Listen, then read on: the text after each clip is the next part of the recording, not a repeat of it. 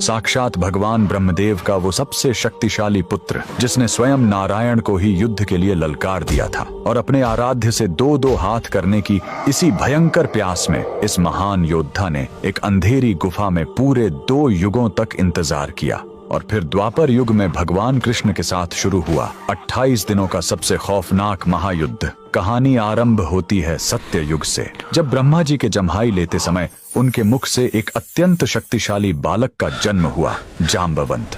ये साक्षात ब्रह्मा जी के मानस पुत्र थे, जिनके अंदर 100 करोड़ शेरों की ताकत थी। ये ब्रह्मांड के इकलौते ऐसे योद्धा थे जिनकी ताकत स्वयं हनुमान जी के बराबर थी। इनकी असीम शक्ति का अंदाजा इसी बात से लगाया जा सकता है कि जब वामन अवतार में भगवान ने अपने 3 कदमों में पूरा ब्रह्मांड नाप दिया था, तब जाम्बवंत जी ने अपनी जवानी के जोश में उस विशाल काय वामन भगवान की 21 बार परिक्रमा कर ली थी।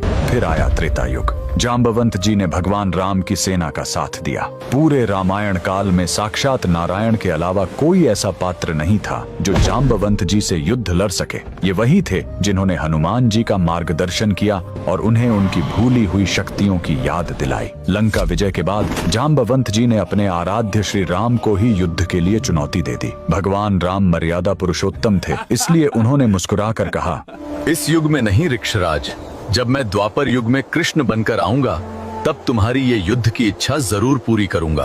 बस इसी एक युद्ध के इंतजार में जाम्बवंत जी गुजरात के पोरबंदर में स्थित राणावाव की इस खौफनाक गुफा में चले गए और युगों तक अपने प्रभु का इंतजार करने लगे। समय का पहिया घूमा और द्वापर युग आ गया। एक दिन भगवान श्री कृष्ण स्यमंतक मणि की खोज में जंगल में भटकते हुए उसी अंधेरी गुफा के अंदर पहुंच गए। वहां उन्होंने देखा कि जाम्बवंत जी की पुत्री उस चमत्कारी मणि से खेल रही है। जैसे ही कृष्ण ने मणि लेने की कोशिश की, जाम्बवंत जी ने उन्हें युद्ध के लिए ललकार दिया। फिर शुरू हुआ ब्रह्मांड का सबसे भयंकर मल्ल युद्ध। ये युद्ध 1 या 2 दिन नहीं, बल्कि बिना रुके लगातार 28 दिनों तक चला। 28वें दिन उस अजेय और बलशाली जाम्बवंत का शरीर पसीने से कांपने लगा। उनका रोम रोम यह चीख कर कह रहा था कि पूरे ब्रह्मांड में साक्षात नारायण के अलावा किसी देव या दानव में इतनी ताकत नहीं जो जाम्बवान को युद्ध में घुटने टेकने पर मजबूर कर सके। तब श्री कृष्ण ने अपने उस अलौकिक रूप के अंदर मर्यादा पुरुषोत्तम श्री राम का दर्शन दिया। जाम्बवंत जी की युगों की इच्छा पूरी हो गई।